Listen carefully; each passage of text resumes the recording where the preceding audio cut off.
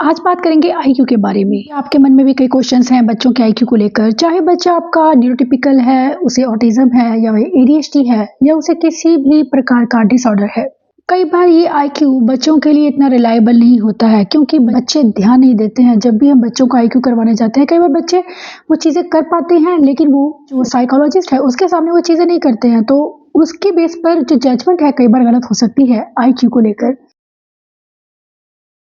Hello, मैं हूँ Harpreet. IQ के बारे में आज बात करेंगे। क्या आईक्यू टाइम के साथ बदलता है या वो स्टेबल रहता है? अगर एक बच्चे का आईक्यू 120 है फर्स्ट ग्रेड में, तो क्या आगे चलकर भी उसका आईक्यू उतना ही रहेगा या वो चेंज होगा? जब बच्चे छोटे होते हैं तो आईक्यू डिपेंड करता है अलग चीज़ों पर, और जब बच्चे बड़े होते हैं तो बहुत सी चीज़ें और उसमें ऐड होनी शुरू हो जाती हैं और उसके बेस पर आईक्यू बनता है। अगर मैं बात करूँ 3 साल के बच्चे का या फिर अगर 25 साल के एक एडल्ट का आईक्यू देखना है तो उसमें काफ़ी डिफरेंस आपको देखने को मिल सकता है। ज़रूरी नहीं है कि आपके बच्चे का आईक्यू पहले ज़्यादा था तो वो सारी उम्र ज़्यादा रहेगा और वो 25 साल की उम्र में भी वैसा ही रहेगा। आईक्यू लेवल चेंज होते हैं, डिपेंड करता है हमारे बच्चों की नॉलेज पर, उन्हें कैसा एनवायरनमेंट मिल रहा है, उन्हें कैसा इनपुट मिल रहा है, उन्हें कैसी एजुकेशन मिल रही है, उनकी मेंटल हेल्थ कैसी है, क्योंकि ये सब चीज़ें मिलकर ही बच्चों के आईक्यू को डिटरमिन करती हैं। अगर मैं बात करूं कि बच्चे का, अगर आपका बच्चा न्यूरोटिपिकल भी है तब भी आईक्यू बच्चे का हो सकता है आपके बच्चे का आईक्यू लेवल 120 तक हो, जो लगता है कि हाँ हमारे बच्चे का आईक्यू लेवल अच्छा है। आईक्यू को 3 चीज़ें बहुत ज़्यादा अफेक्ट करती हैं। फर्स्ट चीज़ होती है हमारी मेमोरी, हमारे बच्चों की मेमोरी, कितनी वो याद रख पाते हैं चीज़ों को। एडीएचडी बच्चों को मेमोरी को लेकर काफ़ी डिफ़िकल्टीज़ होती हैं, इस वजह से उनका आईक्यू कहीं न कहीं अफेक्टेड होता है। सेकंड चीज़ है कंसंट्रेशन, जिसे हम अटेंशन कहते हैं, किसी चीज़ पर ध्यान देना। लेकिन वो चीज़ें भी अगर बच्चे को किसी तरह का डिसऑर्डर है, चाहे वो ऑटिज़म है या एडीएचडी, ये चीज़ें बच्चों में मिसिंग रहती है। बच्चे किसी चीज़ पर ध्यान नहीं दे पाते हैं, डिस्ट्रैक्ट बहुत जल्दी होते हैं। ये चीज़ भी बच्चों के आईक्यू को कहीं न कहीं अफेक्ट करती है। और थर्ड चीज़ है कि बच्चे की अंडरस्टैंडिंग, जिसे हम कॉग्निटिव एबिलिटीज़ का नाम देते हैं। अगर ये तीनों चीज़ें बच्चे में इंटैक्ट हैं, बच्चे में ये सभी चीज़ें ठीक हैं, तो बच्चे का आईक्यू लेवल अच्छा होगा। ये जो फर्स्ट ईयर में आपका बच्चा जब शुरुआत में ये चीज़ें, अगर बच्चे की ये चीज़ें ठीक हैं, तो आगे चलकर भी बच्चे की, अगर आप आईक्यूज़ का टेस्ट करवाते हैं तो 3 या 4 साल की एज में उसका आईक्यू लेवल अच्छा होगा।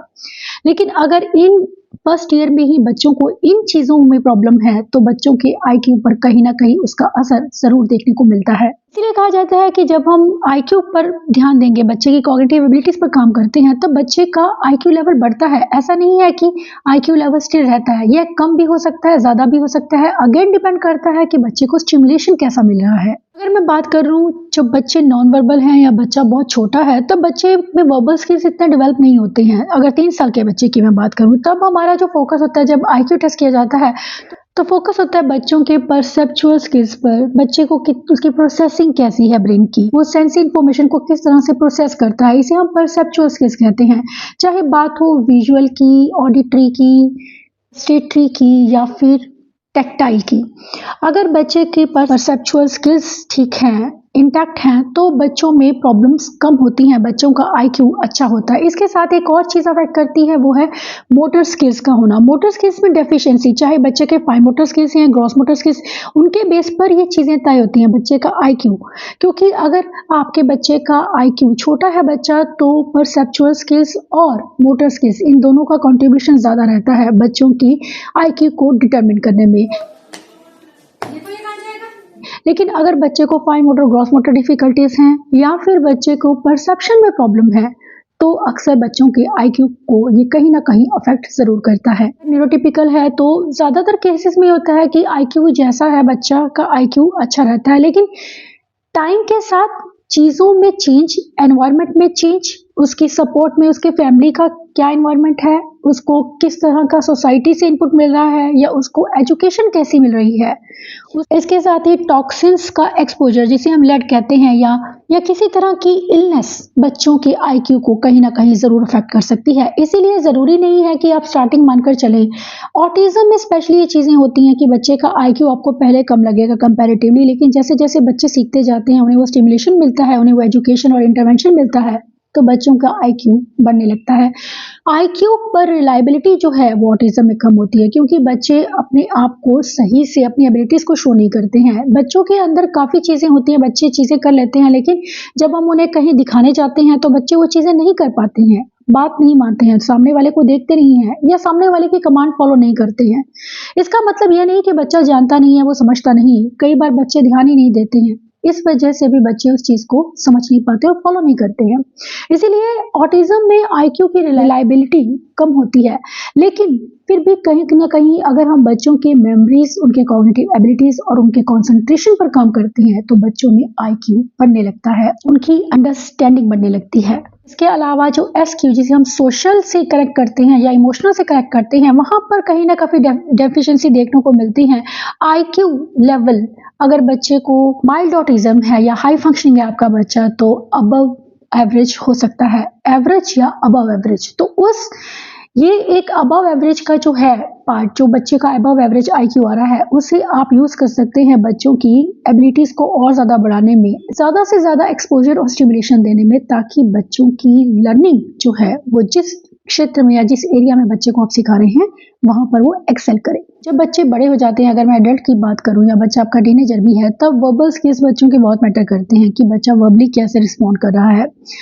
ऑटिज्म में बच्चों के वर्बल स्किल्स में प्रॉब्लम होने की वजह से बच्चे का आईक्यू अफेक्ट हो सकता है। इसीलिए आईक्यू को ऑटिज्म में हम इतना रिलायबल नहीं मानते हैं, लेकिन बच्चों की आईक्यू पर वर्क करना, जो एरियाज हैं, जो डेफिसिट्स हैं, उन पर काम करना बहुत ज़रूरी है। ब्रेन डेवलपमेंट के लिए काम करना बहुत ज़रूरी है, और उसके लिए ज़रूरी है बच्चों की मेमोरीज, उसके अटेंशन और उनके कॉग्निटिव एबिलिटीज़, उनके लैंग्वेज स्किल्स पर काम करना, ताकि बच्चे अपने आप को सही से बताना शुरू करें, अपनी प्रॉब्लम्स को, और साथ ही वो अपनी स्ट्रेंथ और वीकनेस को भी आपसे एक्सप्रेस कर पाएँ। इसीलिए आईक्यू एक ऐसी चीज़ नहीं है जो स्टेबल रहेगी टाइम के साथ, इट विल चेंज। ये चेंज होती है और डिपेंड करता है अगेन एनवायरनमेंट पर। हम बच्चे को जैसा एनवायरनमेंट देते हैं, उसे जैसा स्टिमुलेशन देते हैं, एक्सपोज़र देते हैं, उससे बच्चों में डिपेंड करता है कि बच्चे को कैसा एक्सपोज़र मिल रहा है।